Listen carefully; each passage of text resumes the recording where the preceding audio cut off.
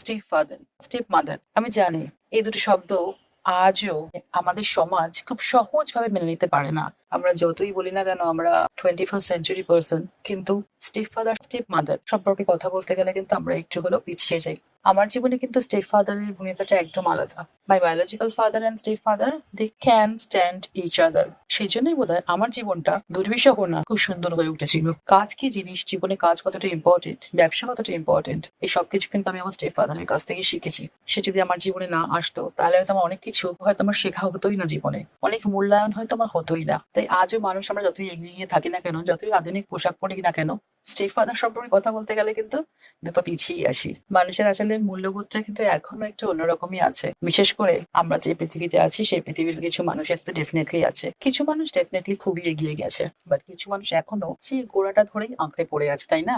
আমার মনে হয় আমার মতো আরো অনেকেই আছেন যাদের সঙ্গে এক্সপিরিয়েন্সটা খুবই ভালো গেছে। তাই সব স্টেপ ফাদার, স্টেপ মাদার খারাপ হয় না। যদি আমার সঙ্গে একমত হন তাহলে ডেফিনেটলি কমেন্ট করে জানান। এইটুকু রইলো আজকে আমার কথা। আগামী দিনে আরো এরকম ধরনের ভিডিও নিয়ে আমি আসবো আপনাদের সামনে, আর চেষ্টা করব নিজের জীবনে কিছু ছোট ছোট ঘটনা শেয়ার করার জন্য। Thank you.